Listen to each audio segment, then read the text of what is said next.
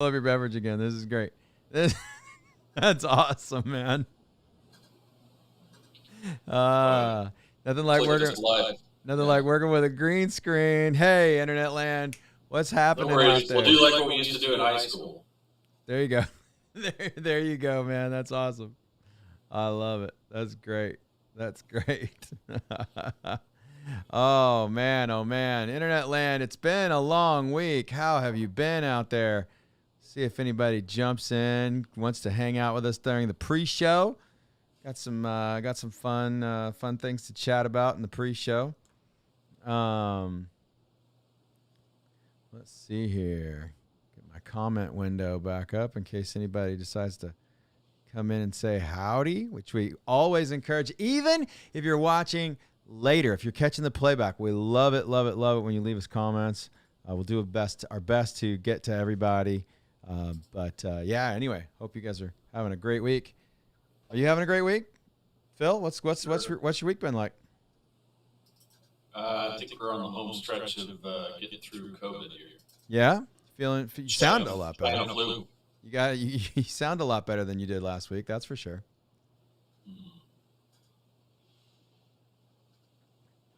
Well, I nursed it with some beer and whiskey. Oh yeah? Well, that's one way. Universal. I got to tell you, post surgery, it's so funny. You know, I gave up really drinking any kind of beer at all like a year and a half ago for gout, you know, just as a way to try to head off gout at the pass. And I mean, maybe I had like 2 last year or something like that. And beer was never really a big thing. It's nothing that I couldn't live without, you know, we've whatever. But post surgery, when they're like, no, you cannot have any beer for the first 6 months, you could die. And like, I'm just like, but now I want a beer really bad, you know? So yeah, nothing carbonated for me post surgery, man. Can't risk the ruptures and expansions and all those things. Yeah. That's no big deal. I just I did a no alcohol diet for about 7 weeks. Yeah. A little while ago to lose weight, not because I needed a break or anything like that. Right. Right. But I'm very happy with my wife. I didn't need a break. Right. And I did. I dropped 12 or 15 pounds, and then I found it because I rediscovered ice cream. But right. No, I didn't get any of it back. I just stopped losing, so I decided to bring back beer for the holidays. Okay. Well, that's good stuff. But nothing exciting. There's nothing good yet. I can't find Jubal Ale yet. Usually I'm trying to get my 15 gallons of Jubal Ale for the winter. For the winter? And, for your hibernation? Yeah, I can't get any yet. So that's awesome. I picked up some, I don't remember what it was. It's a pretty low quality European Oktoberfest. And it was okay. Yeah.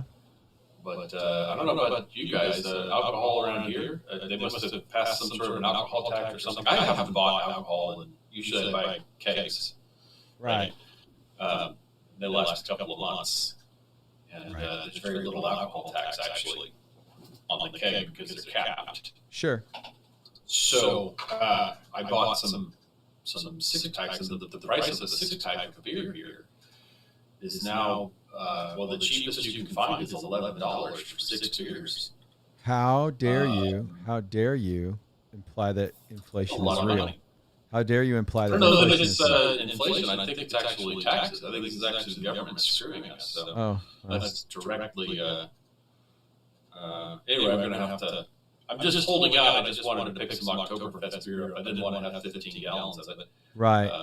So all that to say, there's nothing exciting in the liquor store right now. Our options are very limited here in the middle of nowhere. Yeah. And so I think I may be desperate enough that I might brew. I don't know. Oh, that's cool. Yeah, I want to get back to that. Back when I'm able to actually have a beer once in a while. I'd like to get back to that as well. I think that's a really good skill to have. Yeah, I don't think I can get yeast the yeast that I need. So. Oh, really? Yeah, that would be bad. Huh. So on the national news level, let's jump into Colonel Scheller is free. He is. Was that today? That was today. Well, not only is he free, he was freed a couple days ago. Some congressmen get involved, and a whole lot of military veterans. I believe Black Rifle Coffee took credit for it, but I don't think they actually deserve much credit. I think a whole lot of us calling everyone we know and publicly shaming the Marines for looking like a bunch of pussies. Heck yeah. They released him for a couple of days. But no, the trial is over, and the punishment was handed out today. Okay. Do we know what the punishment was? Oh, well, forgive me if I get it incorrect, but what I recall from reading the article, right, he's going to forfeit $5,000 in pay for 1 month. Okay. He will be given, he will be discharged. Other than honorable? Works a little bit different. Okay. The question is right now whether they're going to allow him an honorable discharge or if they will do other than honorable as in general. Yeah. There's no discussion about any big chicken dinners or anything. Nobody's talking dishonorable at all. Good. But the judge admonished the prosecution, and surprise, surprise, the prosecution actually committed more serious crimes in their prosecution than Scheller ever did in the beginning. Was that in regards to detaining him without a pretrial hearing? That's not exactly, but it was related to the detainment. So the issue for them was not without the way UCMJ works is that they had a right to lock him up, sort of. The problem was you can't impose punishments that are more severe than the crimes in which you're being charged with. Oh, yeah, there you go. And so jail time was never even on the table with the charges. Sure. So for them to put him in jail, got it, was, according to the judge, egregious overstepping of the prosecution.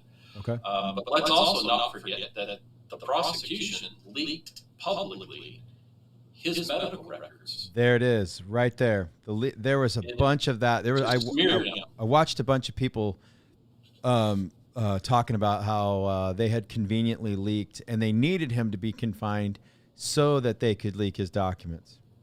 Right, and then the plea deal that was signed was forced and signed in prison under duress.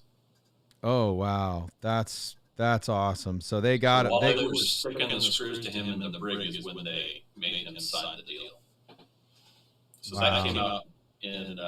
Now, of course, no one expects anything to happen to these officers that did this. Again, this is just another chain of you cannot trust prosecution, whether it be in the civilian world or in the military world. Just like they did with Gallagher, they don't just bend the rules, they outright traipse right on past them and act like the rules don't apply to them. Right. As they vilify a presumed innocent man, a not guilty at the time, right? Yeah.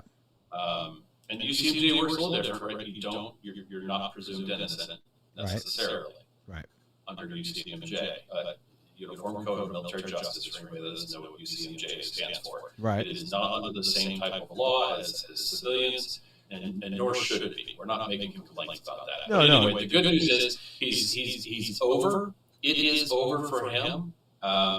He will be no longer a part of the military. He is not going to receive his retirement. Okay, so that is for real. Well, he didn't serve long enough, so he doesn't qualify to receive his retirement. Got it. And he made the choice to accept the deal to resign his commission. I mean, he resigned on his videos, so he was never going to get the retirement. Okay. They're not taking it away as a punitive action. He made that choice when he resigned his commission. Okay. That he wouldn't get it, but he will not serve another day. And $5,000 is. I know that might seem like a lot of money. It's really not. No. At his pay grade, it's a part of, it's probably pretty close to his base pay. We could look that up if we really cared, but we don't. We don't. 1 month's base pay is pretty lenient. And I believe there was some more judgment given, and basically the judge dismissed all of that in lieu of the time that he spent in the brig. Okay. And said, because you did this to him and you weren't supposed to, even though this is a part of the punishment, I'm dismissing all of whatever that part was. So it'd be interesting to see once he's formally out of the military, what is going to be the next step? What book is he going to write, and how's he going to get it through DOD, and how redacted will his book be, and what talk show circuit is he going to go on? Are we going to see him do all the podcasts? Sure. I'd say we could send him a request, but it might get lost in the shuffle. And quite honestly, as much as I admire him and respect what he did, right. He's made some other statements, at least, and things like that. We're not in alignment with each other. No, it's true. That's absolutely true. I mean, I'm not gonna pretend like we have a lot in common. I just really appreciate the concept of speaking truth to power in the regard of, hey, these people are dead. Their blood is on your hands. You need to be held accountable for it, and no one else was willing to stand up and say it. So, hey, praise God for men and women who are willing to do that. I think that's great. I think he's guaranteed a PTS claim with the VA, given what the judge said as well. The judge went on record to say that he doesn't see what the prosecution is accusing him of. He sees a broken, sad, and I don't remember the exact words, but more, he didn't give very kind comments to his impressions of the videos. Interesting. So, and a lot of people have not. Scheller's taken a lot of heat in the military community. He is not 100% supported. I would say it's a pretty 50-50 out there. Okay. But he did. Yeah. So anyway, that was breaking news today. That is breaking news today, man. Well saw. I did not see that come through, and I had been looking for it. Of course, some of the voices that I have been paying attention to oddly disappeared this week, and they didn't have anything to say. It was strange. I heard they were still saying things on their own private channel, but some YouTube censorship is definitely happening. Well, of course. I'm assuming we're talking about the same one, but it could be duplicates. It could be. That's true. I am trying to make sure that our podcast here gets shared across the platforms. I'm just trying to make sure it's giving me a little bit of trouble here for some reason. Imagine that. So Southwest Airlines, man, you're a pilot. I want to hear your thoughts on. I'm not a commercial pilot. We should clarify.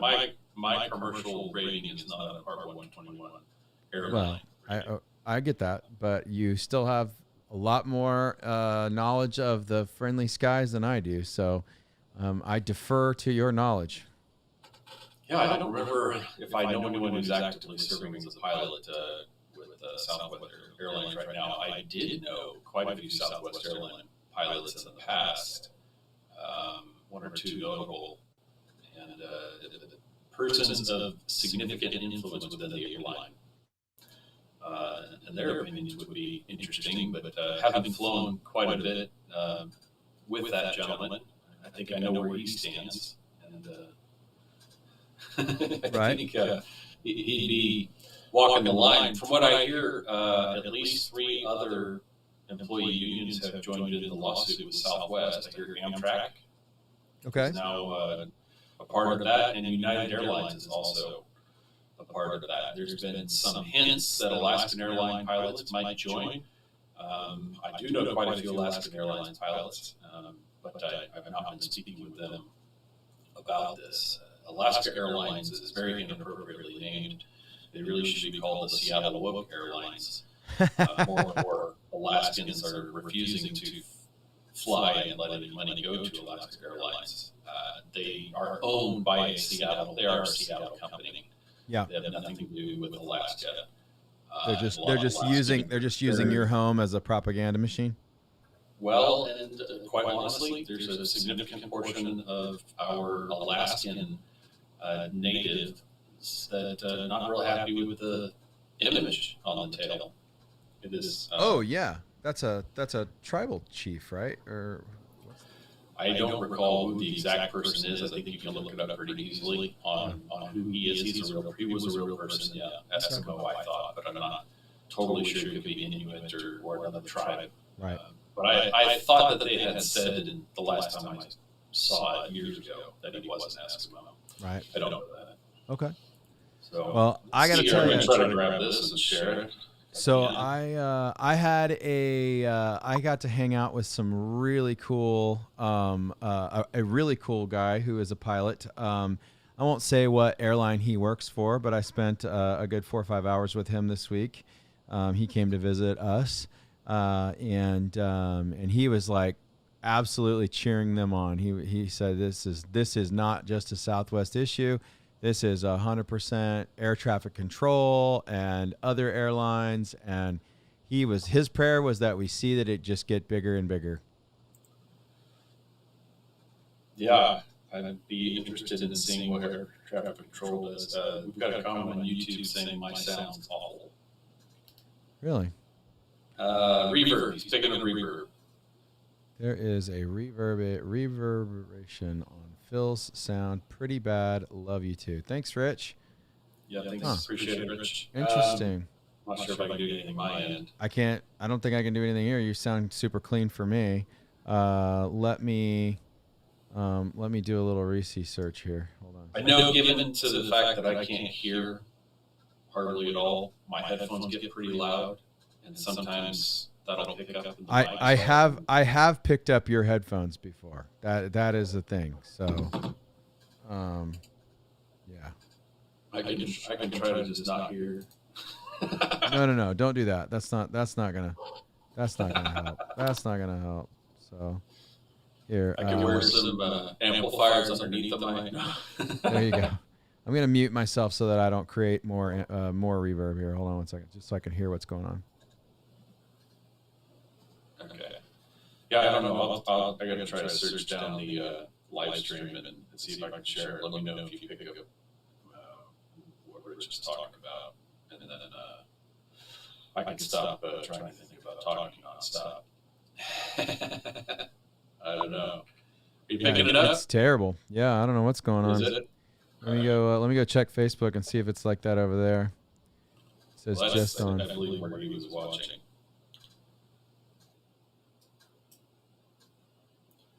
Let's see. I'm not sure what else I could do here. I think I actually figured it out. It's a problem on my end. Hey, All right. Rich, is it better now? All right. Talk to me, Phil.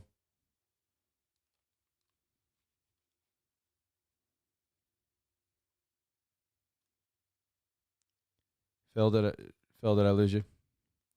We lost Phil, everybody. Did you? There you are. You're back now. You froze for me. Hey guys, I need some input out there in internet land. Thanks for being here. Thanks for watching, and thanks for enduring the sucky sound here during this thing. Gosh, we really appreciate you letting us know. That is super helpful. I bet you that I fixed it. Phil, I need you to talk to me. Say your ABCs or something. That would require remembering them. My file cabinet might say otherwise. But I'd lose you. So when I'm talking, it ducks your sound. I don't know why that is. That really messes with the way that I talk over people. No, I got you. You're good. You're golden now. So I had you doubled up. I had you running through. I've got a new I was twice as podcast thing. important. Yeah. So I'm learning curve. Sorry about that. So that basically that whole pregame area was That's you right. sounding like This you were is for. talking into a tin can. We got a couple more things real quick since we got your audio fixed. Cool. So anyway, I think I was saying earlier that I was hanging out with the pilot. He loved it. He was very pumped that they were fighting the power. The other thing I wanted to talk about, and I think we briefly touched on it last week, and we can touch on it again in the bunker later. For those of you who don't know, you can go and subscribe to Patreon, and in the Patreon bunker is where we put stuff that we can't talk about openly on Facebook or YouTube. There is a link to Discord. So after the main body of our episode, you can go check it out. So this might come up in the bunker again later, but $600, Phil. It's only going to take $600. Transaction, both deposit or withdrawal to trigger an update to the IRS. Yeah, it's an expansion of an existing IRS rule that they've put on all FDIC banks in the first place. It's a pretty onerous and ridiculous expansion. Yep. I don't know about you, but there's a whole lot of people that are talking about making some $601 transactions 50 times a day. Right. That's awesome. That's great. And I wish that, that was actually a viable solution. But the reality is, people are not really going to be reviewing any of it. This is what AI is doing. This is the practical application of artificial intelligence. And right. That's who's going to be monitoring. So you're going to click some, whatever complex checks are a part of the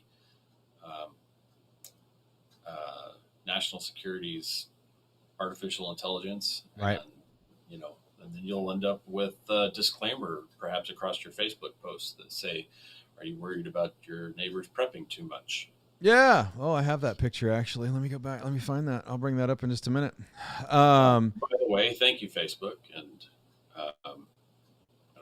I guess we're not in the bunker yet, so I won't share my opinions yet. But yeah, we'll save our opinions about Facebook down in the bunker. The Book of Faces is very concerned to those that are watching and reviewing our episodes and our shows and our content, that they just want to take care of you. If you feel like maybe someone who might be prepping a little bit too much, might be putting away more than their fair share of goods. I love that. I love that Facebook is now part of who determines what is fair. What is fair? By the way, you can hoard magazines. You can hoard socks. You cannot hoard food. That is not a thing. That is called stocking. That is called being self-sufficient. And quite frankly, that is not an option. You cannot. You can't hoard. You can't hoard food. So, well, if anyone was concerned about that, I did my part today. Did you? Just so you know, I went to the store and I bought every can of Spam that was on the shelf. You're that guy. I bought every can of the canned chicken breast. I bought every can of the Brazilian corned beef, the stuff that I like. Brazilian. That was expensive. Most of the corned beef that's in the can, the old-fashioned peel cans, most of that comes from Brazil. Really? Well, I know Brazil is quite the beef producer, so that makes sense now that you say that. I've always liked it. So you stocked up on some long-term protein options then. Sounds like. We bought it. Yeah.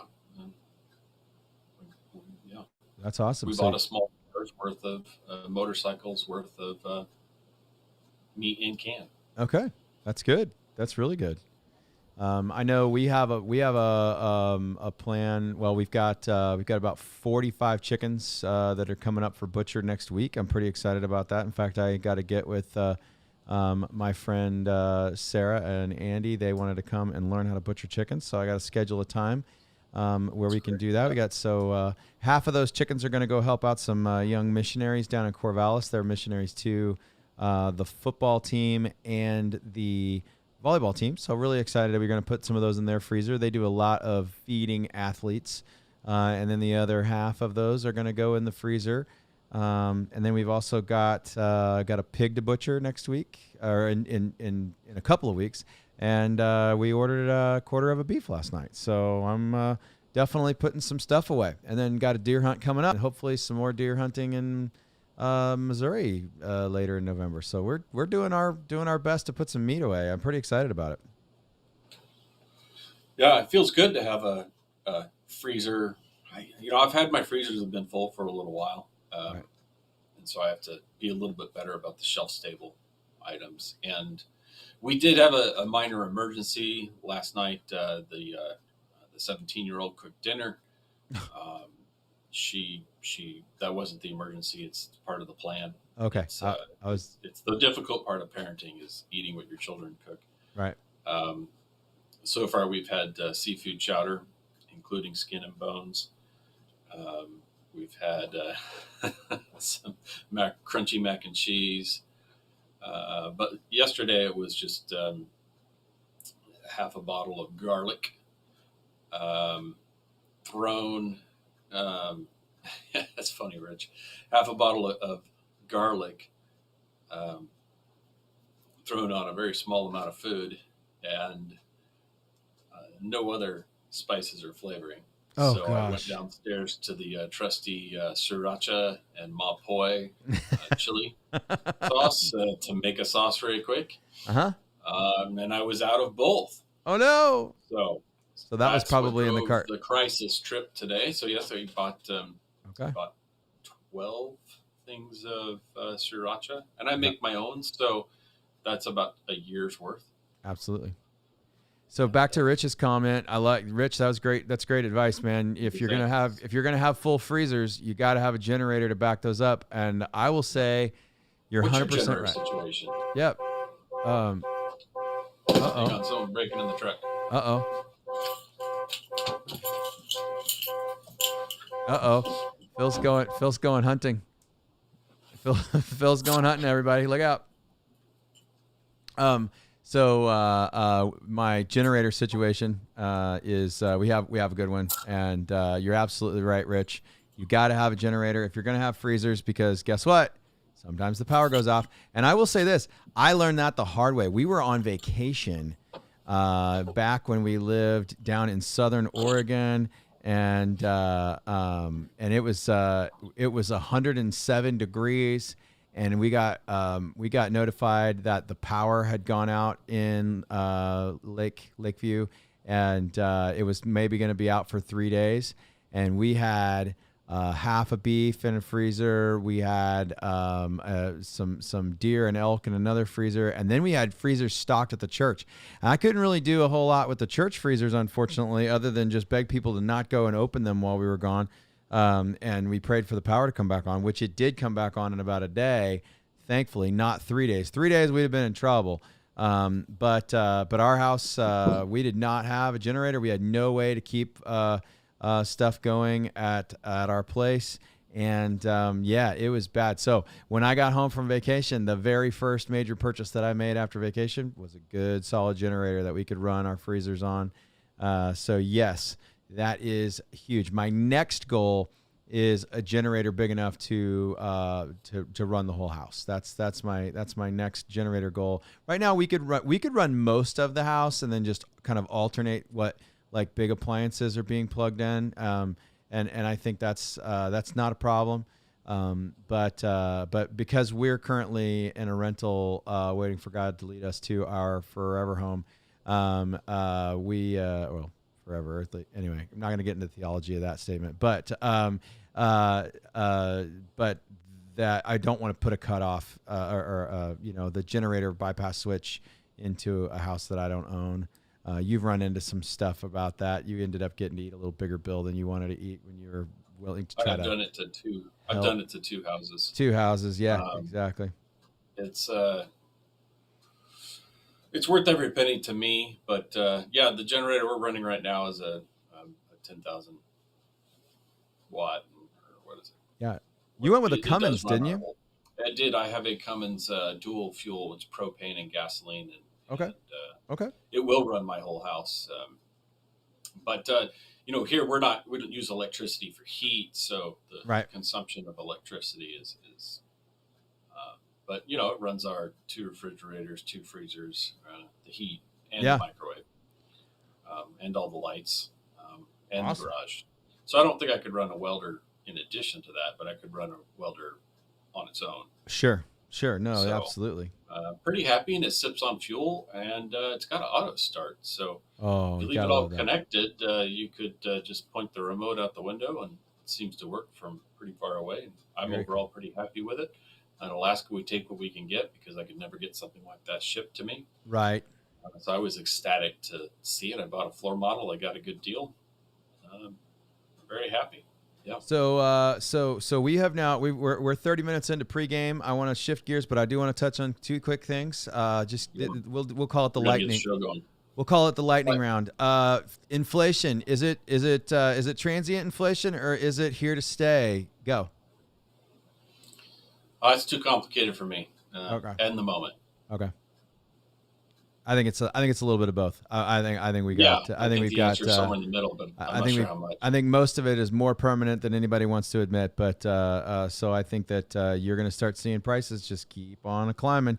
So I guarantee the meat that you put in your pantry today will be more expensive tomorrow. So probably a good idea. It will be, but what we're coming up against is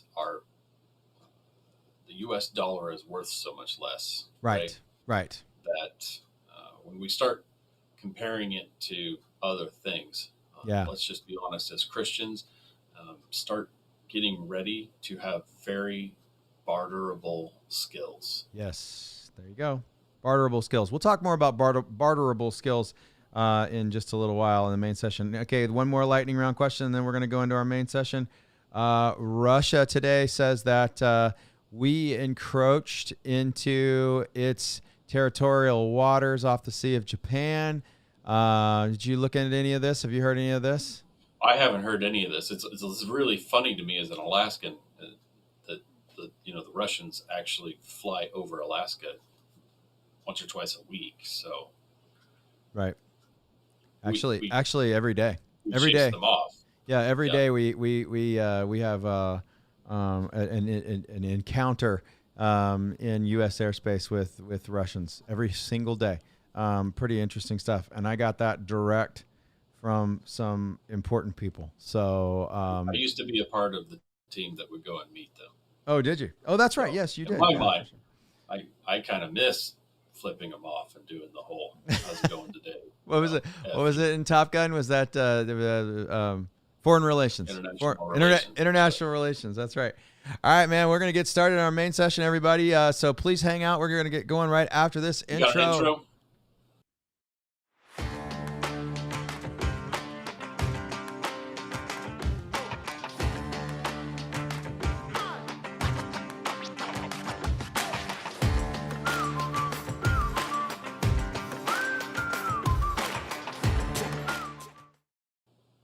Yeah, got that graphic out of there a little bit late.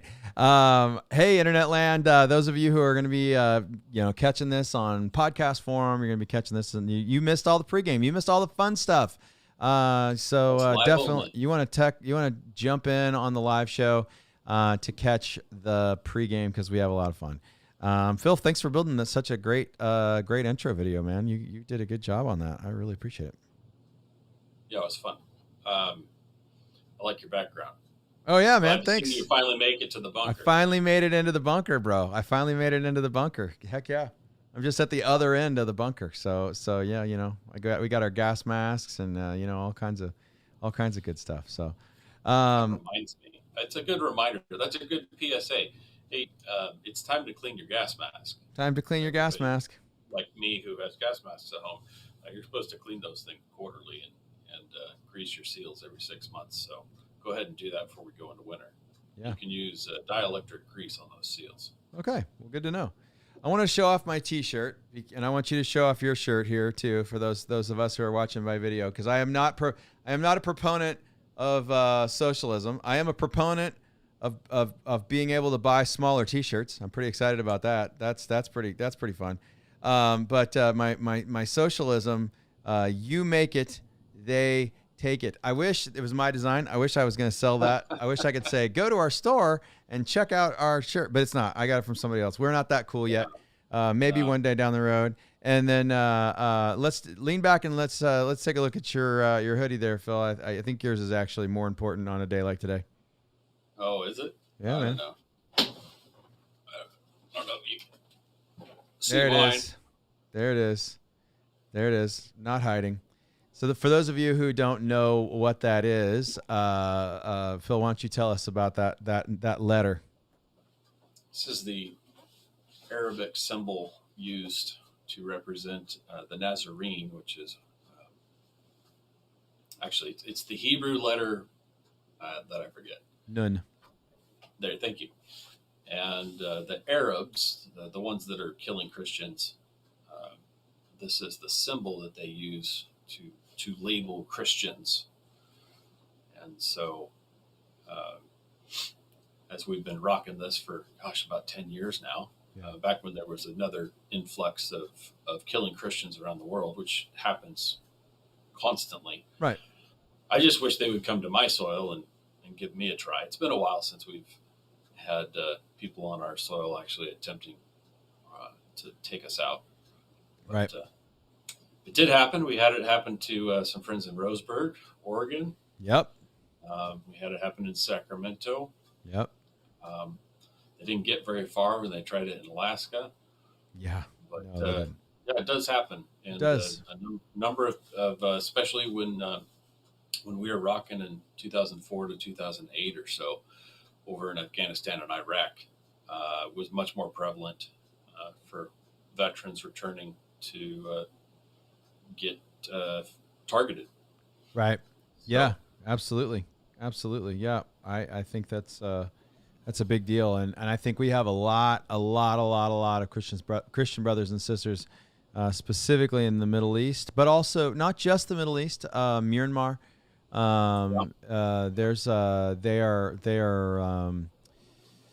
They've instituted a curfew. We did hear from one of the missionaries we support in Myanmar, and they are issuing a curfew and no warnings, no jail being given if you are found outside of your house after the curfew, that you are shot and left in the street.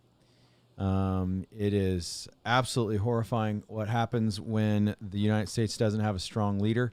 A leader that the world is slightly intimidated by, and or at least believes. Let's just say they don't have to be intimidated. Just somebody that they believe will actually act if they say they'll act, and they just get to go absolutely ham on whatever crazy, toxic, evil agenda that they get, because there is no guard dog holding the evil at bay at that point. And so we see what's happening in Afghanistan. We see what's happening in the world around us. But we're, slipping back into pregame here. Those of you who missed out the pregame. We know Christians are getting shot around the world, and they're not the only group, right? No, they're not the only group of people who get focused on.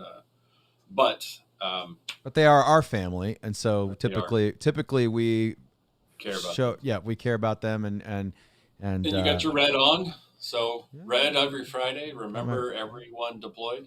Yep. Remember everyone deployed. I wear red underwear. Since I'm not wearing underwear today, I put a red T-shirt on. There you go. Nice. Very cool. So let's jump into our book, man. For those of you who don't know, we are walking through a book series by. That graphic didn't land where I needed it to. Let's go ahead and move that. Boyd Craven the third. It doesn't say the third on here, but we've heard that there are 3 Boyd Cravens, and he's the third one. Right.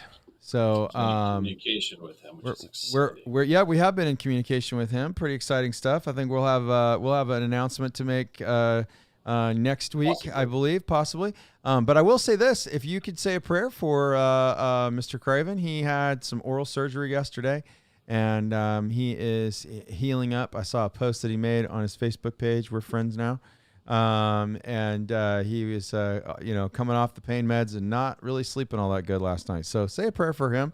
I think he's certainly been a blessing to me as I've gone through this book series and another book series that he's written, and I'm pretty excited about getting to hopefully chat with him. We'll see. We don't want to over promise and underproduce, but we are in conversations. Let's just say it that way. Yeah, So, well, there's a lot of stars that have to align. yeah, But 3 it is schedules. okay for us to talk about the fact that he is releasing another book next month. That's what I hear. He's definitely leaning toward before Thanksgiving, which makes me very happy because that would mean I would hopefully have a new audiobook to listen to while I'm driving to Missouri. So that'd be fun for Thanksgiving, little deer hunting extravaganza with my little boy. So that's gonna be pretty rad stuff. So. But we are jumping into book 3 this week. How much are we going to try to cover? There's a Uh, lot. I mean, yeah, we're things not going to pick up cover all of it. We're and gonna stuff happens quickly in this book. yeah, we're probably gonna wrap up book 3 next week. So I think we got some neat stuff to kind of communicate. So the beginning of the book, not very far into the book, Angel, Rob's wife, gets kidnapped by government agents who are working nefariously against. Not arrested. That she is just taken and to a detainment camp, and she finds out pretty quickly she's got to fight for her life. Right? They're not pleased with her. She's not the only one there. No, there's lots and lots of people there. And it's interesting because we've talked about this whole kind of detainment scenario, and it's not like the U.S. People who are shocked by the concept when you start talking about what detainment. We're seeing it happen in Australia right now. Like it's legitimately anybody who doesn't want to submit to the shot. Is getting rounded up and put into detainment facilities. For forced. Yeah, forced. Taken, separated from their kids, things like that. And so much of this book series, again, just to remind everybody, or maybe we've got some first time listeners, this is a thought experiment. This is what if the last year and a half had been 30% worse? How would you have reacted, right? What was going on? We saw some travel restrictions, but we also saw that nobody was actually really enforcing anything. We saw some food shortages and some fuel shortages, but we didn't. But it could have been a lot worse, and we should be pretty grateful for some things. And then I think we should have reacted maybe quite a bit harsh or to other things, right? But so I think we're using these books as a thought experiment, right? So Rob is contacted outside of the feed store. He finds a burner phone dropped in his truck. Says basically, "We've got your wife," and it's pretty scary business. Those of you who have been reading the series along, Angel can throw down. Put a monkey stomping, as she calls it in the books. But let's face it, one person can only do so much against a team of agents, right? Well, I'll tell you one thing. I enjoy when the bad guys, which are in this case the federally deputized guys, find out what happens when you take a veteran's wife. I enjoyed that part. Yeah. We're probably going to get to that here in a bit, and then we'll get to the working out of that climax maybe next weekend, or next week. But when you look at some of the tips and tricks and tactics and stuff that are coming out of this book, last week we left off talking about how they had created a private co-op for a farmers market to gather so that it was happening on private property. You had to pay $1 to get in. You had to be vetted by the community, some things like that. We've talked pretty extensively about you need to know your farmer's market. You need to know who's growing food, how you can barter for it, and how you can trade for it. And this week we see the farm bringing in its harvest, and that's exactly what they do, right? They're bartering services. They're paying people in food and fuel because they have stockpiled food and fuel. It's now a currency that people need. Yeah. I saw it happen here last year. Okay. As things got, pretty rough on the shelves and a lot of people were laid off and didn't have as much money. There's certainly a lot of bartering happening around here. And of course, we know that's exactly why they're going to start looking at $600 transactions. Right. You pay your taxes when you perform a barter, Right. Private sale. There's just nothing good to say about what's happening right now, and the fact that, as you're pointing out, there are some good ideas in this book that are, not introduced for the first time to the world. A lot of these ideas are things that have happened throughout world history long before we were ever here, and the things that got cities, towns, and families through the fall of a nation in the past will be the same things that get us through the fall of our nation as we walk down that road, right, path we're now firmly on at this point. I got to agree with you, man. I really truly believe that. Okay. So this is the Prepped Pastors podcast. So I don't think we can shy away from having biblical or Christian conversations. I mean, there is no mention of America in the book of Revelation. I think you have to wrap your mind around that. There's so many people that get really caught up in like end times prophecy stuff, and they start trying to apply the stuff they see in the Bible to America. And I think personally, theologically, that's very dangerous because there is no mention of America in the book of Revelation. And so, so you be really, really careful, that you try to start applying like biblical prophecy to America and American Christians, because it's just that there's no mention of it. And some people would be like, well, yeah, but America didn't exist. Yeah, well, that's how prophecy works. Like there's lots of things that happen in Daniel and Isaiah, those kinds of things that then did transpire, mainly the messianic prophecies, right? Those are, those things are real. So if God wanted mention of an America type thing, we would have definitely seen that. So unfortunately, I truly believe theologically, I think America's going to fall before I don't see Jesus' how we return. can have the sorts of end time situations that are described in biblical texts, in the prophecies of Revelations and other books. I mean, Daniel still has more prophetic words to come on. I think what's key to note there is not just what you're saying, that there's no specific mention of America, but rather, I think, take it a step further and realize that the type of world that is described in biblical prophecy as being a part of the end time happens because of the lack of a country like America. Right now, we still go around and save the world a little more than perhaps we should, but we do it. Right. And I think as we're seeing that Americans are less open to us going and solving heinous acts of evil around the world, certainly we ignore an awful lot of atrocities these days that we as Americans would not have ignored in certain times of our past. Right. And I think we can't have the sort of biblical one world government type situation that is described in the end times of the Bible if America is still around. Right. And so that's the part that I see as applicable to us as Americans, is realize that the country will not look the same way or be governed the same way. Right.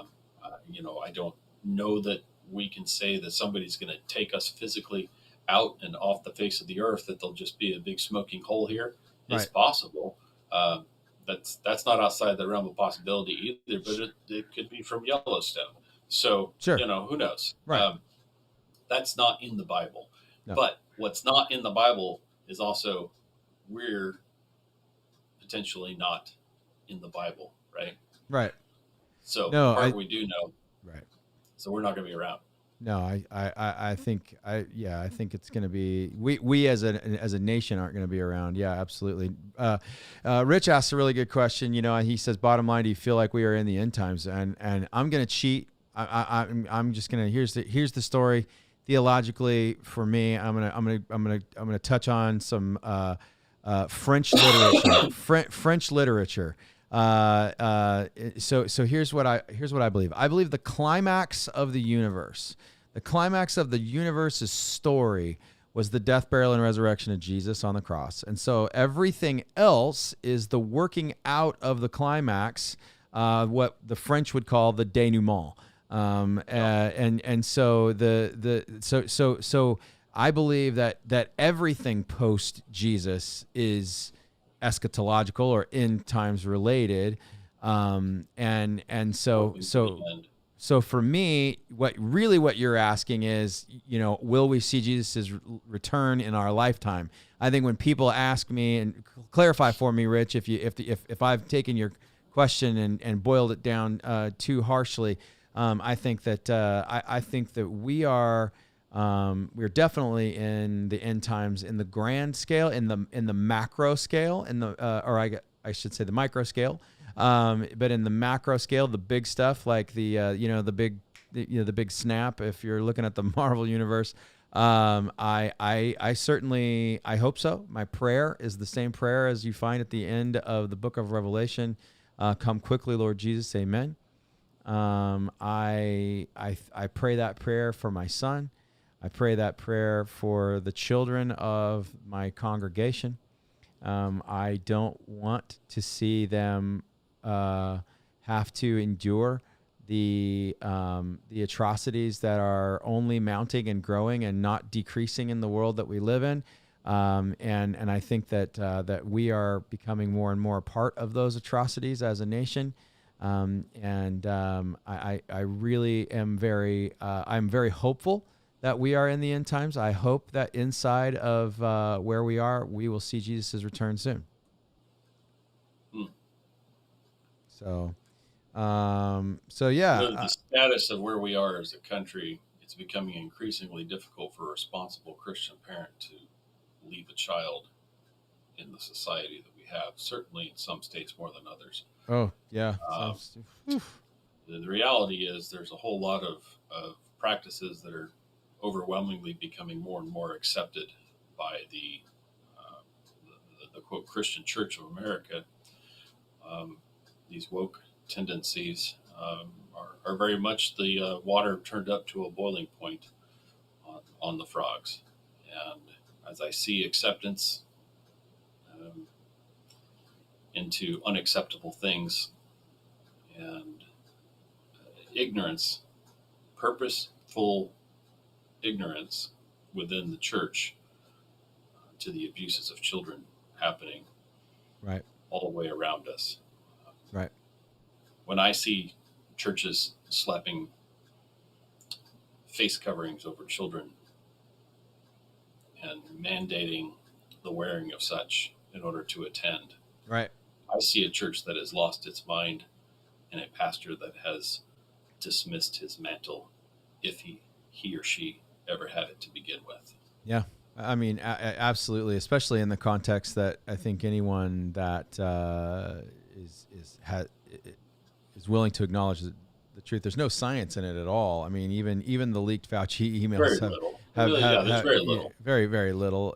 Have stated he doesn't even have any confidence or belief in masks, specifically cloth masks. But unless you're willing to put an N95 on everybody, that's you're not really making any difference. What you're doing is you are creating an atmosphere where children hate going to church.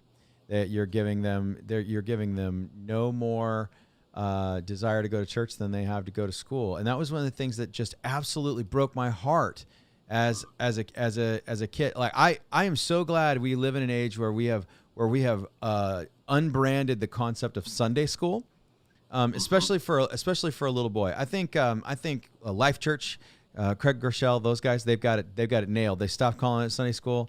They're like, listen, more testosterone flows through the body, through the veins of a little boy between the hours of 8 a.m. and 10 a.m. than it will have the rest of the day.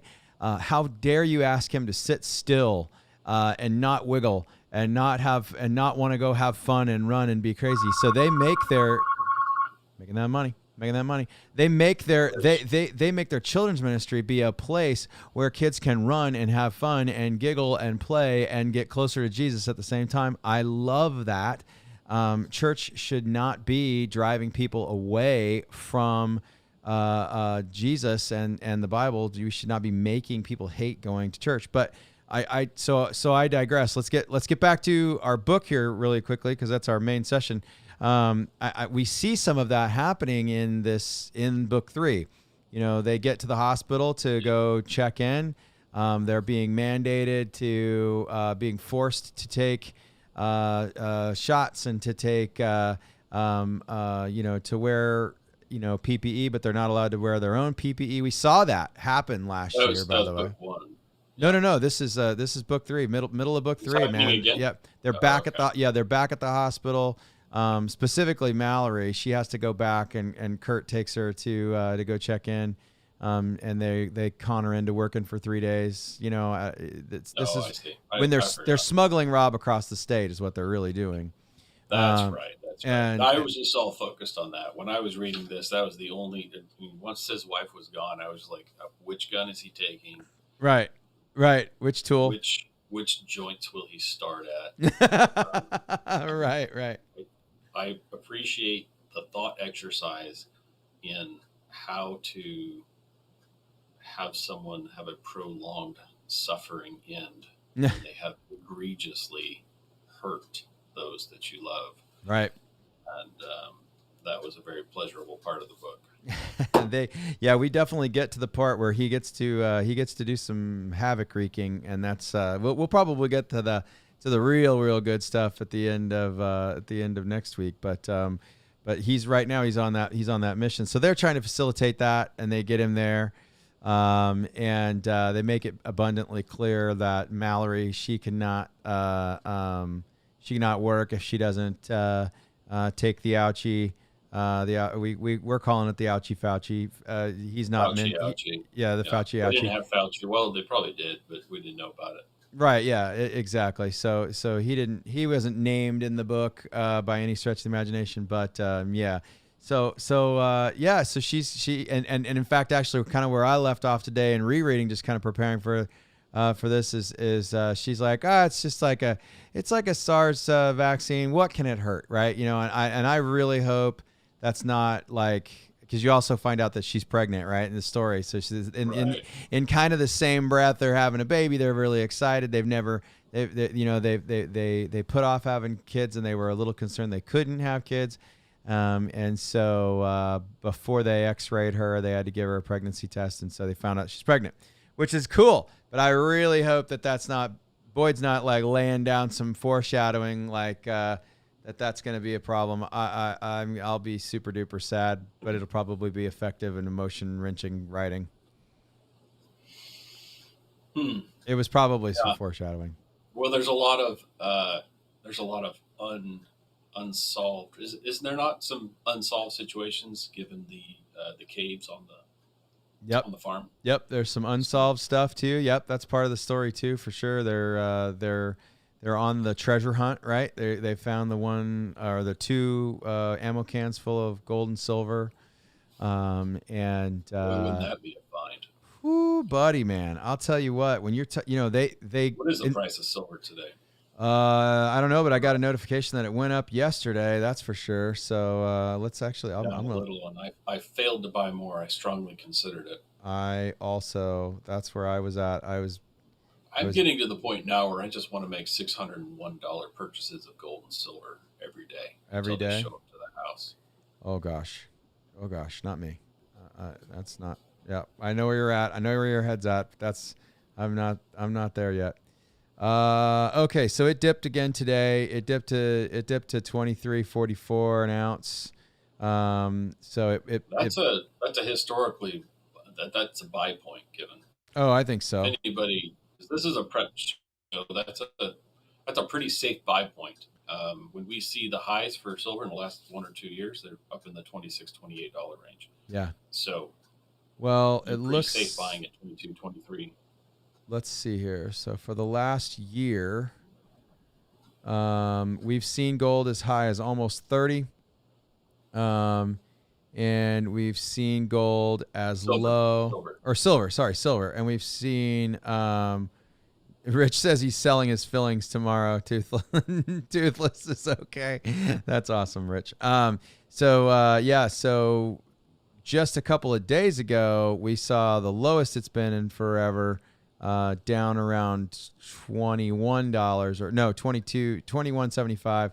And so and then it bumped. It jumped pretty hard yesterday. So I got a bulletin yesterday saying that it was like kind of going berserkoid yesterday. And then today I've got a price alert set at 19.9 something, basically under 20, right? Right. Yeah. And at that point, I probably max out a credit card. Yeah. I mean, it's certainly pretty exciting stuff as far as that goes. I mean, I think it's at a buy point personally. I'm not a financial. I don't think you could go wrong buying right now. It'd be hard to see you going wrong historically. No, I think you're absolutely right. In fact, actually, look, what was the chart for the 10-year? I think we're actually. It's okay because that stuff's in the book. It's actually more in book one. Some smart purchases of precious metals are part of what enable the financing of this this farm and this book. And you're going to see that that's a common theme in a lot of this genre, is the amassing of precious metals. It's not just for a collapse of everything. It's a significantly important thing when it comes to a lot of things. If you want to not be under an oppressive thumb of a government telling you how to spend your money, right, especially once they've taken it all and put it into cryptocurrency, right, it's going to come down to bartering.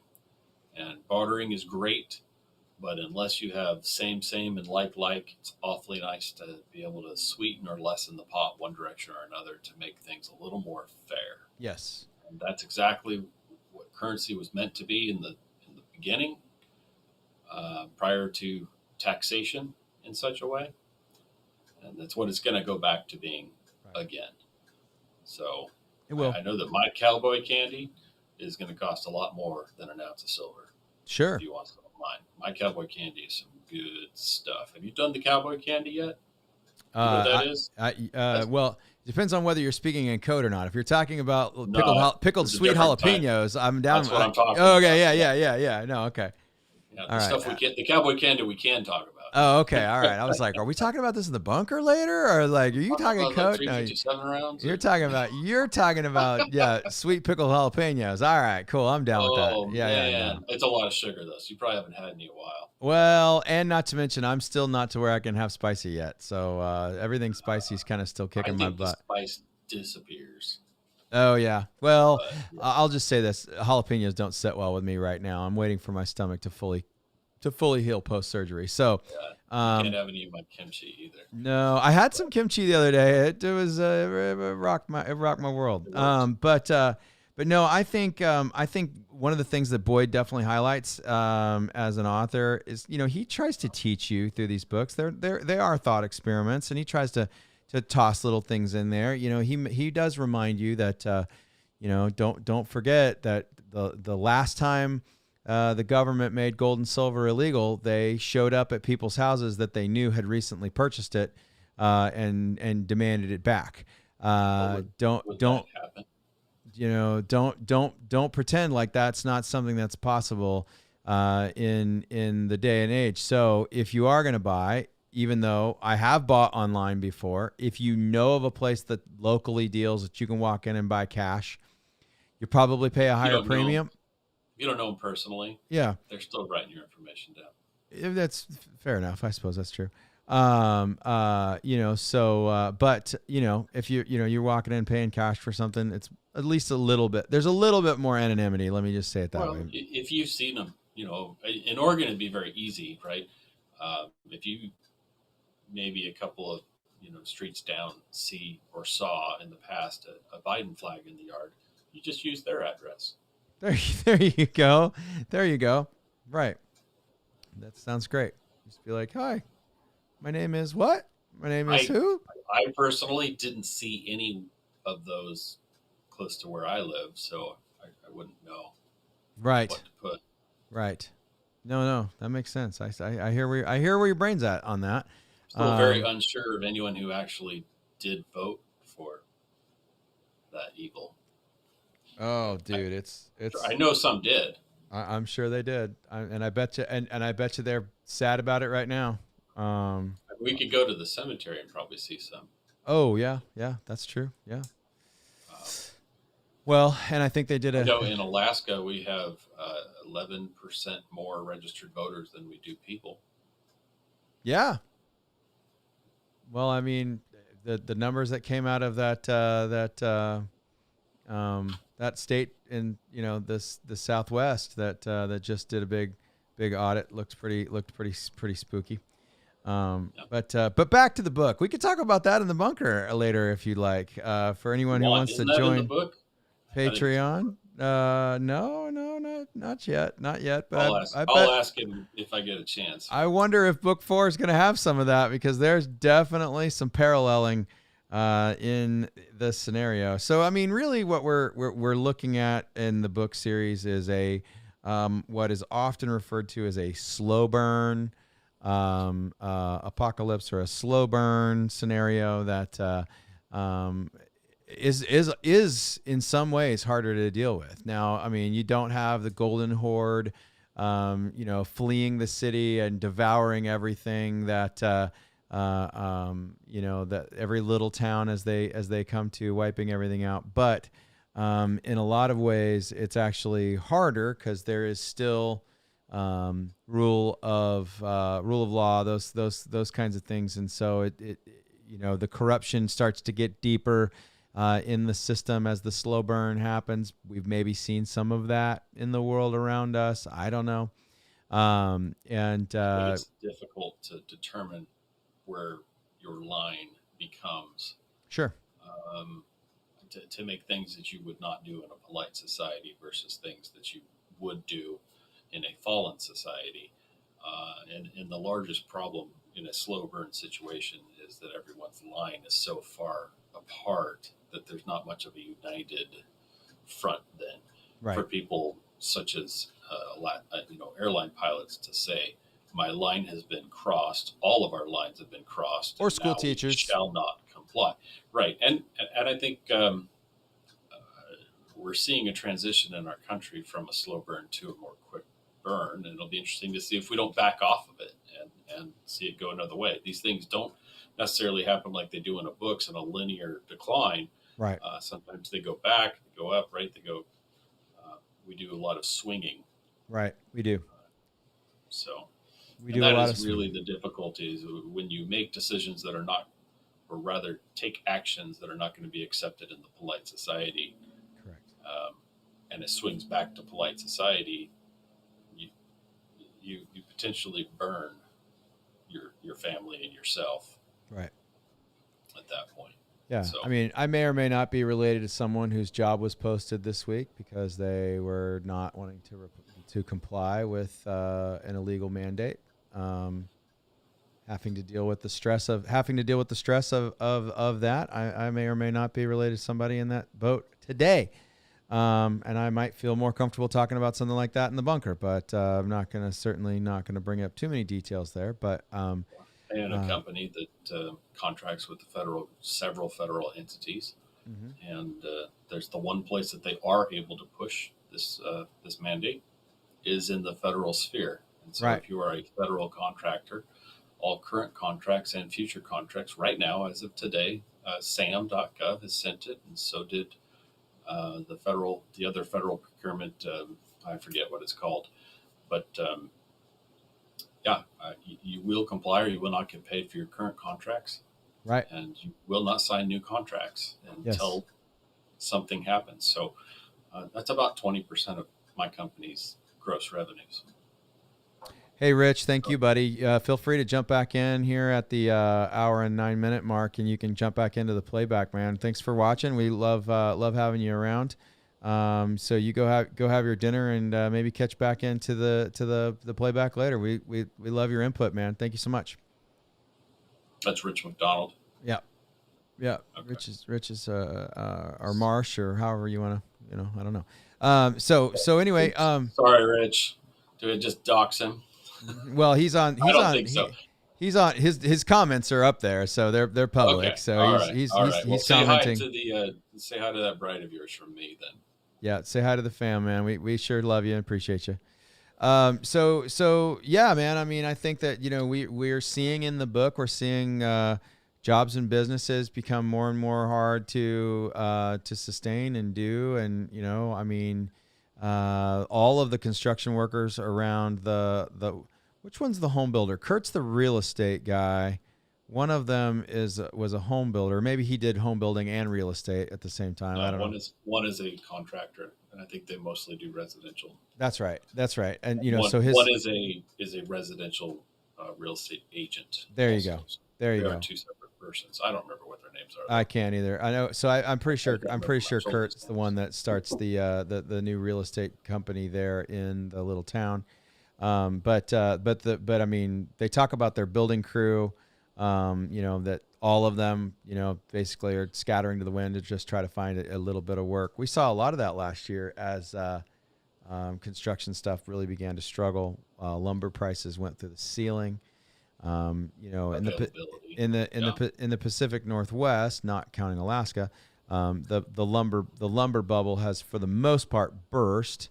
It's now at a reasonable amount to buy lumber now, but not in the Midwest. They have not seen that bubble pop yet. I've got a dear friend that's trying to build a home, desperately waiting for lumber prices to come back down, and we don't know when we're going to see that for them. But certainly very, very stressful for any of us who would actually like to build this next year. Watching what the lumber market could possibly be doing. So basically everything inside of the book's economic world is absolutely tanking. Inflation is exploding in the book series, and also the so inflation's going up, the value of the dollar's dropping hard. And then of course the supply chain is falling apart. We saw that happen. We know what that is like. Now, Phil, we've talked about this briefly. You're actually more susceptible to supply chain issues than we are down here, right? Well, sure. We're a significantly lower priority and also a significantly higher cost. And despite the fact that a lot of goods go through Alaska to get to the Lesser 49, they then still have to be shipped back up to us. And that's why we have opinions like calling you the Lesser 49. Right. So times, look, I mean, as I mentioned earlier, I went and cleaned some shelves out today. That was a preemptive strike, knowing that people were getting paid today. The 1/4 of our permanent fund dividend that was that was left after being illegally taxed, distributed to most people today, and a few more tomorrow, and then the rest will get it in a week or two. And so I know there's an influx of a small amount of cash, and what we've been told by the grocers when I speak with those who are in the retail end, right, the end of the line here for logistics, they are all being told by their corporate logistical people to prepare for empty shelves again. And we saw that happen at least twice in the last year and a half, and it's going to get worse. That's what I think. That's one of the largest reasons why you and I decided to do this podcast, is the fact that now is the time. Yesterday was the time to put food away. Yesterday was the time to do toilet paper. And seriously, don't wait for good prices anymore. It used to be buy a little extra when it's on sale. Right. Now it's just, if you think you're going to need something in the next 90 days, including, as we found out today, if you would like to purchase a toy or something for your children for Christmas, you might want to purchase it like today. Right. Absolutely. That is exactly right. I mean, when the White House starts talking about Christmas, like Christmas is going to be struggling, huh? Sorry. It's too late at that point. Yeah, it's too late. It's too late. It really go buy what's there right now. Don't even think about ordering something new. Right. Give up on getting a PS5. Just, if it's not there today, you're not getting it. That's exactly right, and that's why it's funny. Okay, so this is an interesting. The video game is a great scenario. So Trip came to me last week, my little monkey, and he was like, hey Dad, can I sell my Switch, my Nintendo Switch? And I said okay, what's going on, buddy? What do you want? What's going on? Well, the new one's coming out. It's got a better display and it's got some better speakers and it's got some more memory in it, and da da da da da da. And I'm like, well, I mean, it's your money, man. You do what you want to do. I said, but I'm just going to tell you that if you want it, you need to get it the day it comes out, like the release day it comes out. And so we did. We actually went and pre-ordered one at the local big box store here in town, and he threw his hard-earned money on the table, and so he'll get paid back some when the old unit sells, but for the most part he dropped the dough, and I was like, yeah, man, but just know, like, you should really be buying two, and then we could sell one as we get closer to Christmas. But we didn't want to be that. I didn't want to be that guy. So I have made a lot of money in the past selling video game systems for a generous markup. But no, he got his new Switch. He's happy. All good things for the 12-year-old. Good for him. Yeah. Yeah, I was proud of him. For making that happen. So, and then of course, hard decisions have to be made these days, and your priorities, and it's going to take a little more effort to make your priorities happen, and that's really what we're saying. It's true. It's true. It's not true. That things can't happen, just that it's going to take a little more effort and a little more thought, like you're saying. You're going to need to plan ahead. Yep. Our on-demand society is going to be a little less on demand, still more historically than nearly every other society known to hit this face of Earth, but a little less than some of us are used to. It's true. It's true. I've even contemplated buying and sticking in our storage unit enough feed for the first 2 rounds of chicks for next year. And it's probably not a bad idea, because if there's one thing that it'll be cheaper.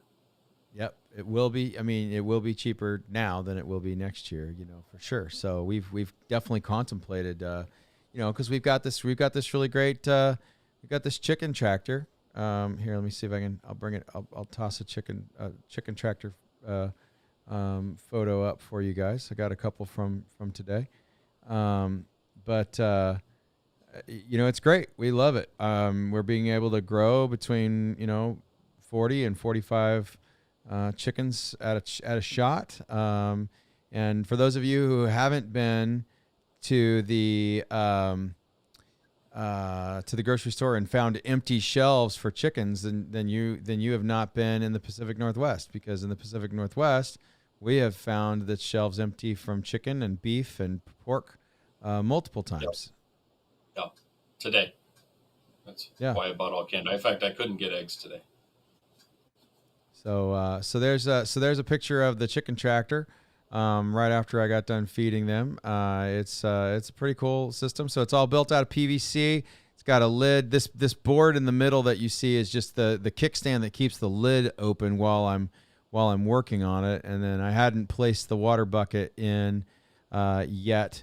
So you'll notice that they've got really fresh green grass under them. One side of the church's lawn is still green, and so we're feeding them on that. They get their feed, and they get to graze on the grass every day. They get new ground every day. That whole thing slides. It's definitely a cool system. We have had no problems with predators because it's pretty heavy, and because it moves every day, they don't have a chance to dig underneath it. So yeah. I was going to ask you if bear baiting was legal. Bear baiting is not legal in Oregon yet, but we haven't had any bears in town yet. I think they're still working on the orchards right now. So thankfully, those chickens will get butchered. That's probably good meat. Yeah. Oh yeah. I'm really hoping that I can knock down a bear in the next couple of weeks. That'd be a lot of fun. So But I do have a pig, so my freezers are going to be pretty full. We're probably going to have to pressure can quite a bit of pig and chicken this year. So Well, it's just a good idea right now. It used to be, the best. One of the best meat storage really was to vacuum seal and freeze, right? right. Um, as But when the freezers get full, there's nothing wrong with pressure canning, and we can put away. We can do 17 jars in about 2 hours, 2.5 hours probably with the whole system. Very well worth it. But you had to have been thinking ahead and buying jar lids and canning stuff, and that's something. if you bought jars or lids this last year, pretty high failure rate.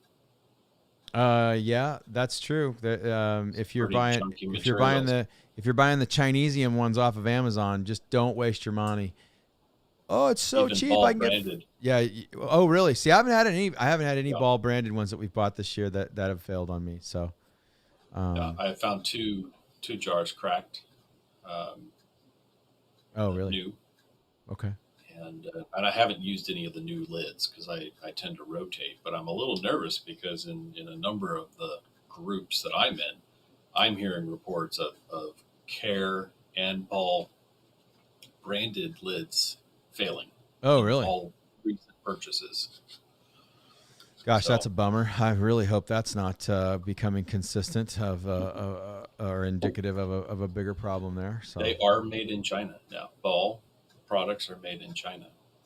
Oh, So for real? they were bought out. There's supposedly a new American-made canning company that I still haven't been able to source down uh, jar lids from them yet. But you have a solution. You Yeah, absolutely. The one solution that I really like here. Let me see if I can pull it up. Is this Harvest Guard?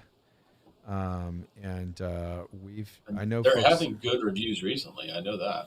Yes, they are.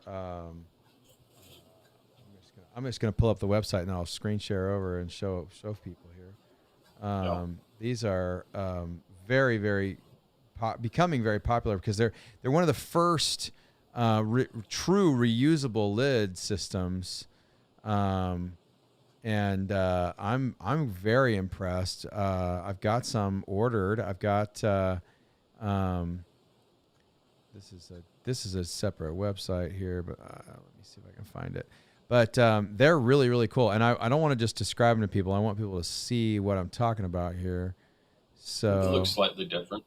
they do, If you're yeah, used to they do. The seal is separate from the lid. There's a bond between the lid and the seal. Here we go. This is a good picture. So let me here we go. So you guys see, you guys can see that these are a plastic polymer lid that come with a reusable red ring, and you can use those rings, they say, up to 10 times, which is really super cool. And then you need to get new lids after that. So I mean, pretty cool system. I mean, definitely worth taking a look at. Did that come through to you? Okay, good. Yeah. So yeah, definitely take a look at those things. You definitely don't want to be trying to use gasket builder to make canning, to refresh canning lids. As the chemicals. You heard of people doing that? I have, and I think that's a really super good way to get dead.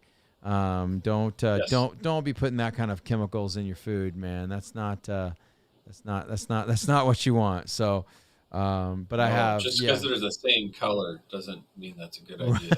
Right, exactly right. So, definitely don't go down that road. So the other thing, I hope you don't know anyone that's done that. That's like Darwin Award stuff right there. No, I've only read about it. I've read about people trying it, and you're right. That's a Darwin Award thing. On Tide Pods or something. Right, exactly right. You can't be putting silicone caulk on them. You cannot refresh a disposable lid. I know there are folks that say, well, you can pressure can with it once and then you can still water bath can with it, and if it makes a good seal. You go hang out with the Rebel Canning group. They'll tell you all the crazy, spooky ways they do what That's they my do. crowd. I mean, I reuse all my store-bought jars too. yeah. So I get it. Folks are resealing their sketty jars and their pickle jars and all But you that know what? stuff.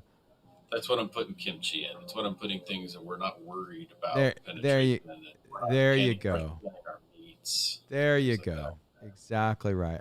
We gotta do a sauerkraut party here for the church here shortly. Yeah.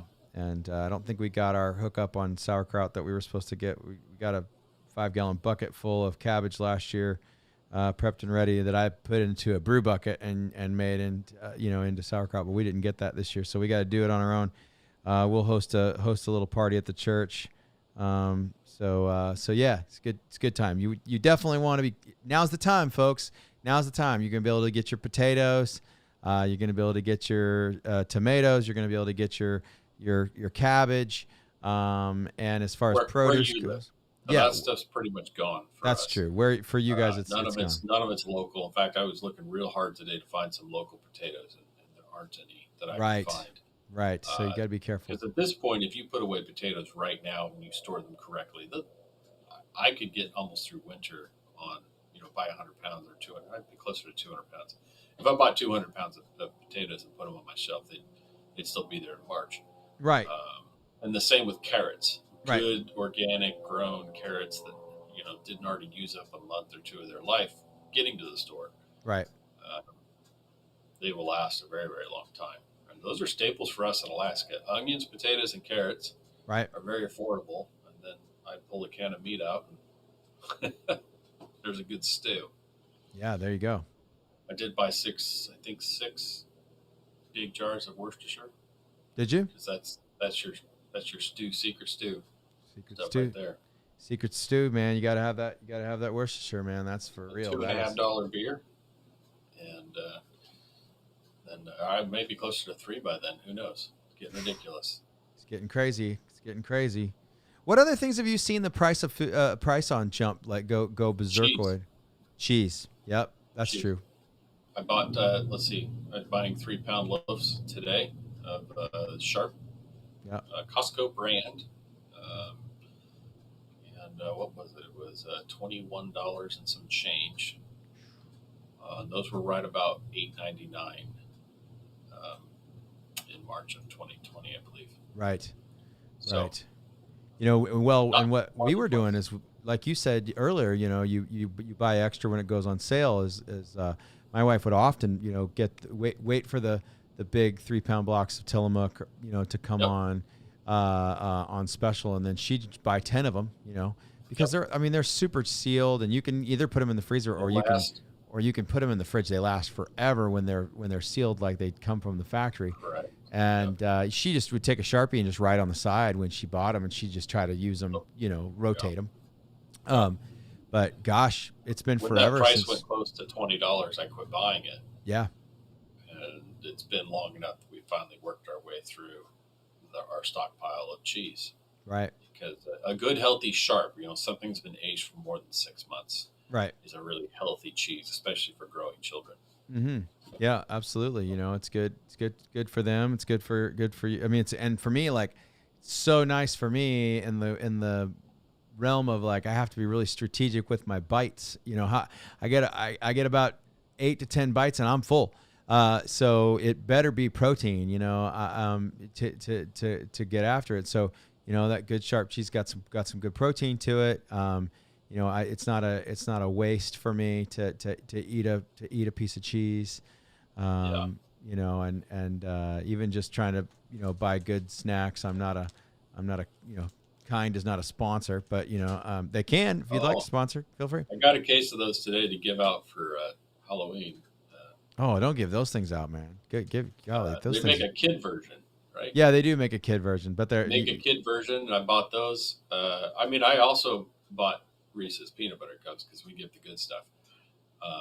But some parents will show up and be like, "Oh, do you have something natural?" And I go, "Yep, right here." Speaking of giving the good candy, man, I gotta give the shout out to my Air Force friend up in Anchorage. He was visiting his folks this weekend, and he came and he was at church and heard me talk about needing candy for kids, and that dude went and dropped $200 before he got on the plane to fly home, and I mean, good stuff. Sour Patch Kids, Reese's, Snickers bars. Like, it was awesome. I have like this gigantic pile of candy for our Halloween trick or treat pit stop that we have at the church. Man, it's so cool of him. And those Air Force guys. They're pretty good guys, from what I understand. I like to hang out with them when I can. $200 would be about 200 pieces of candy here. But, it's a big pile of candy here. We don't have the supply chain stuff that you've got. It's bad, just not as bad. So I have to be careful not to cry too loud. It's going to be bad for everyone. Yeah, that's going to be bad for everybody. If you wanted Halloween candy, you probably should get it. That stuff's already in the stores. What you're going to see we were talking about this a little bit earlier today. What do you think you're going to need in 90 days? Because that's the stuff that's in the chain right now. It's the stuff that's about 3 months out. 3 to 6 months is that secret window of just-in-time stocking. And so if you think about the things that are historically there in 3 to 6 months from now that you think you're needing, that's the stuff that you really need to make sure you have. Correct. That is exactly right. You buy a whole lot of the wrong stuff.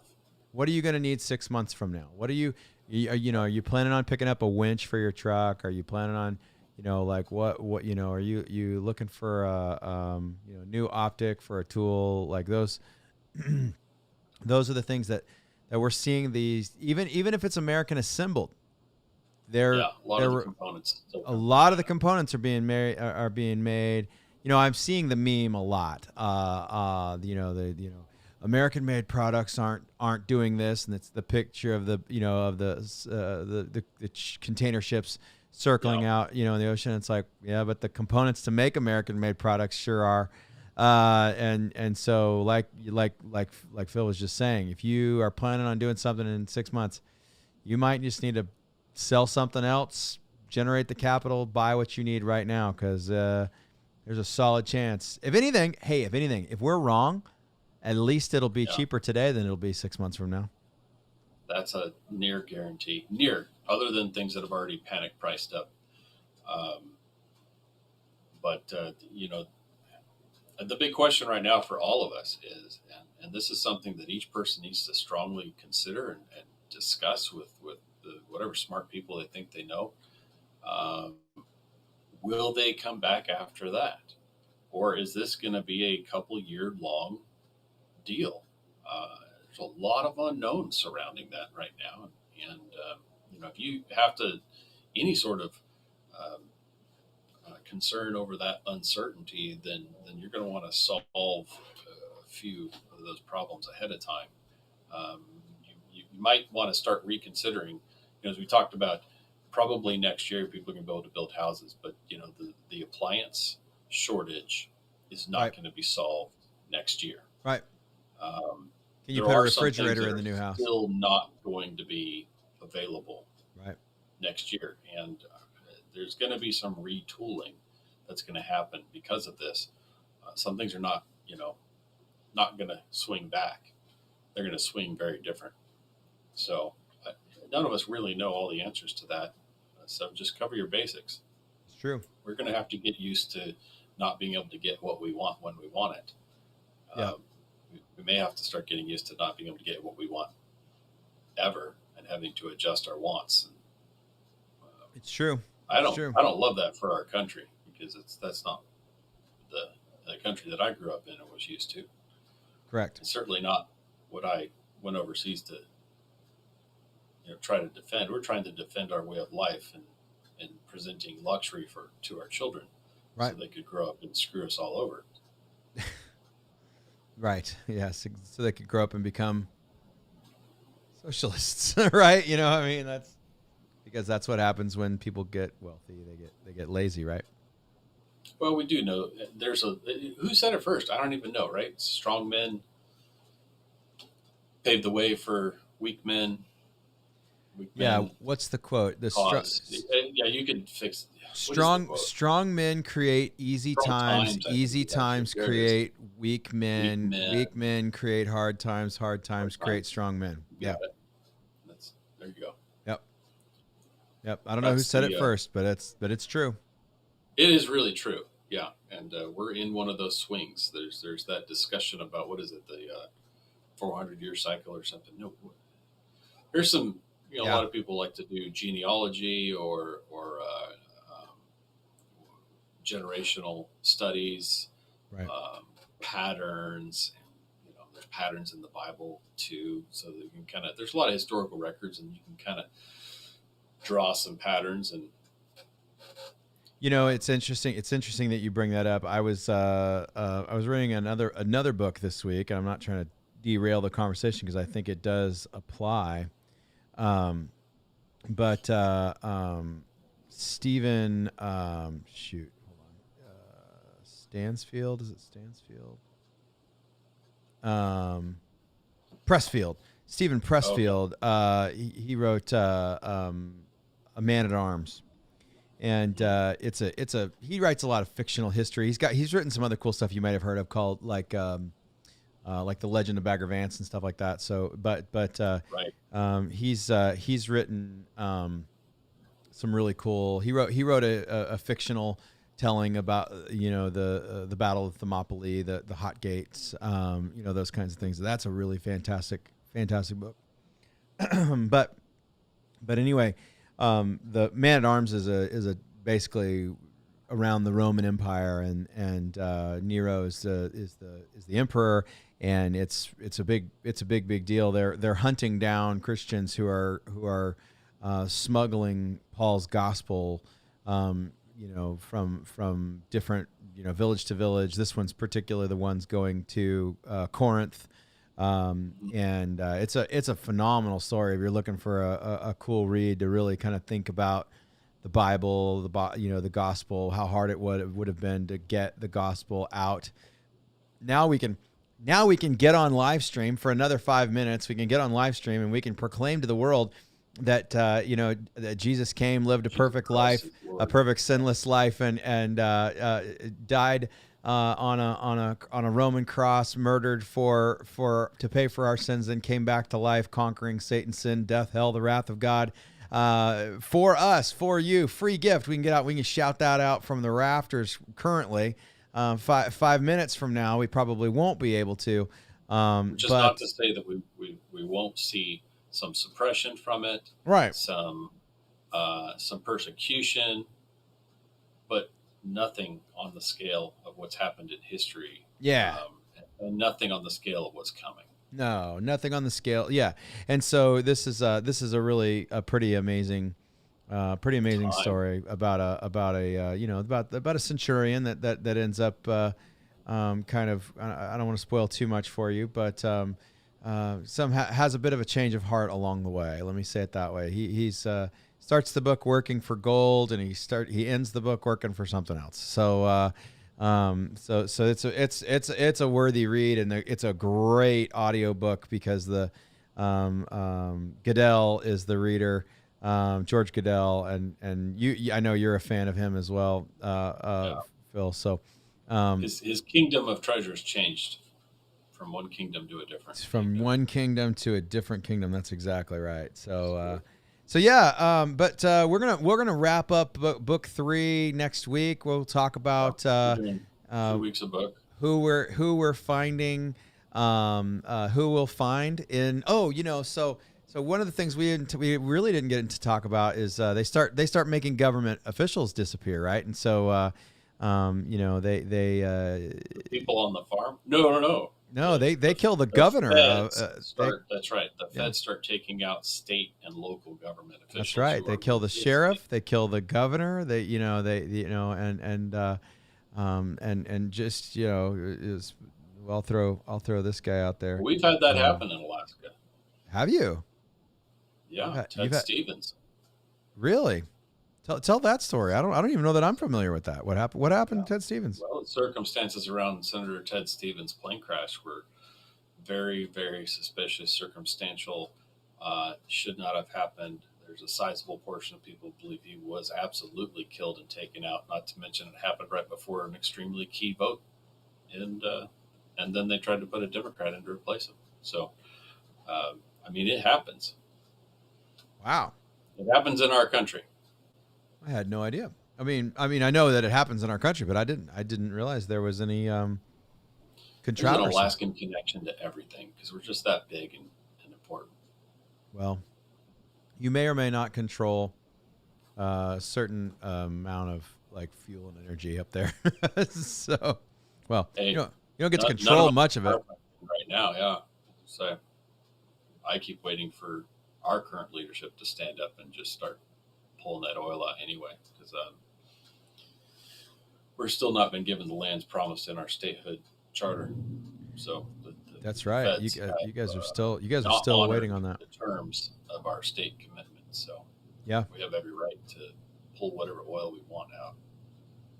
We don't need federal permission.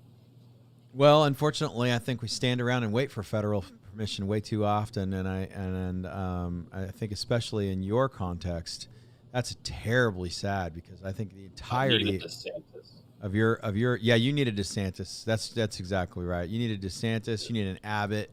Yep. You know, one of those. I like Abbott. Huh? I like Abbott. Oh, I like Abbott a lot. Yeah. I know he's gotten a lot of. You don't like Crenshaw, but I like Crenshaw, and I like Crenshaw a lot if he just quit voting for red flag laws. I think it'd be really great if he'd quit voting for that noise. But no, I like Crenshaw. I've read Crenshaw's book. I have a lot of respect for his service. Maybe it was a play to take out some three-letter agencies because it's a really unhealthy thing for a three-letter agency to do, to go to a veteran's house and try to remove his firearms. Well, there's that. Those alphabet friends, they need to be SEAL guys. They're always thinking 5-6 steps ahead. That's exactly right. Yeah, not just pretty hair. That's true. And fun eye patches. They got the good stuff. The good stuff there. Jack Carr level strategery. Oh, buddy, I'd like to see some of that. I'm looking forward to when we go through the terminal list, and maybe in February or March. That's gonna be some good stuff. Hey, if you guys are out there in internet land, if anybody's taking the time, if you're an hour and 45 minutes into this episode right now, first of all, you're a hero. Give yourself a POB for hanging out with us for this long, even if you're just listening along. But if you're out there and we thank you for watching, do me a favor, just consider for 2 seconds joining our Patreon team. In just a couple of minutes, we're going to go to our Discord site, and the only way that you can get the link to our Discord is by being a part of the Patreon community. And Phil, were you able to throw the Discord link like more prominently into the Patreon, or did they still have to fish that out of like the first episode? I'm going to go make a post right now. Okay, so that'll be available tomorrow. Yeah. So, Patreon's a little weird, you guys, and just so you know, why don't you give away one of these stickers? Give away a sticker, a Prepped Pastors Podcast sticker. If anybody's still out there watching, let me say this: if you join the $5 a month Patreon team, you're going to get a little swag in the month, a swag in the mail once in a while. Whew. Wow, I'm a professional communicator. But certainly you will get one if you join our Patreon crew. But if there's somebody out there watching right now and you'd like to have a sticker, and you're watching the live now, of course, I'm sorry if you're going to catch us on the playback. You just should have been watching us live. Just type in sticker in the comment section, and we'll reach out to you and get your infos. Definitely or private message us, whatever. But I also want to throw this out here too. There's going to be a special offer this week. I am going to bring on. I'm gonna offer 5 slots into our. Oh, Joe, you're already getting a sticker, brother. You're already a Patreon member. I actually went out in the mail 2 days ago, I believe. Oh, cool. So it's on the way, Joe. Thank you, brother. You're the best. But I'm gonna, on our Facebook page, the Prep Pastors Podcast, in our Facebook group, I should say, which you have to ask permission to join or be added. I can't add any more people for a week because Facebook has locked my credentials down. But I'm going to put a post out to anybody. I think there's about 35 members of that group so far. If you would like, I'm going to pay for your first month of Patreon. I will Venmo you $5 or whatever Cash App or whatever you like to use. I will Venmo you $5 for you to buy a Patreon membership for the month. I want you guys to, especially last week's bunker. I really don't want you to miss out on that. You can go check out that video. We got some things to talk about this month, this week, but last week's intel's a big deal. You don't want to miss out on that. So that'll be on Facebook. So watch that this next week. I'm going to do a post, and the first 5 people to reach out, I will send you $5 to pay for your first month of Patreon because I love you and I want you to be on team. And I want to prove to you that we're not after your money. This is not about us trying to get your money. This is about us creating a place where we can talk without as many algorithms. We still have to be a little bit careful of Patreon, but certainly inside of Discord, because it's so locked down and so private, we can pretty much say whatever we want while it's live. Now, whether Patreon gets upset with us once we post it in their scenario, that is a whole another deal. Do you want any last thoughts on the book for this week? No, because I didn't really pick a splitting point. I didn't either. I think we're about at the halfway mark. Oh, I was already at the end. Because the best part's the beginning and the end, and then some stuff happens in the middle. That's exactly right. Phil's just in it for the vengeance toward the end. And there is some good stuff. There's some good righteous stuff. And appropriate. I'll say this, and I'll put up the little spoiler alert tab. I'll say this. It's not as sweet as I'd hoped it was going to be.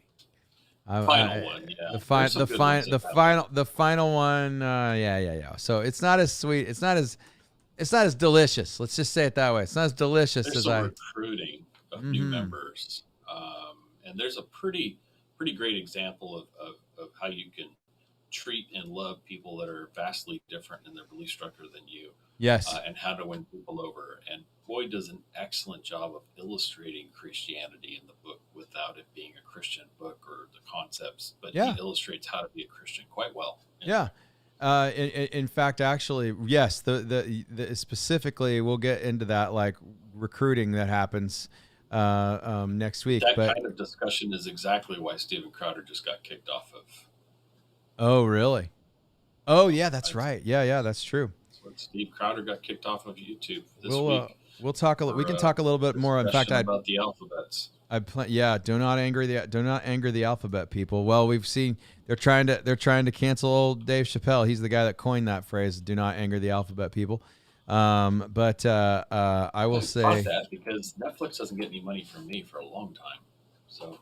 Oh, you never saw that? I'll have to send you a link. You'll love it. You'll love it. You'll absolutely love it. Netflix won't touch my devices. Well, no. I mean the I'll just send you a YouTube link of okay. Because there's some good stuff there. But we will talk about Steven Crowder in the bunker. Discuss some of the lack of free speech, some of the censoring that's happening. But we'll draw ire for even having the conversation. So that'll be in the bunker in the Discord. So I can't wait to hang out with you again next week. We're going to wrap up book 3. We'll be looking forward to book 4. We'll jump back in and do book 4 when we can. And then we will be, barring a special guest, either next week or the week after, we'll be starting our new book series. We'll announce that coming up. I think we've already said what the next one's going to be. It's so those of you who want to jump in and start pre-reading, What's Left of My World by C.A. Rudolph. Five book series, I believe. It is a 5-book series, so that's going to be some cool, fun content. And then we're planning on going through the terminal list right around the time that the show launches on, or just before the show launches on Netflix. And then I'm actually going to make the suggestion. We don't have anything planned after that, but I'm definitely going to make the suggestion that we come back to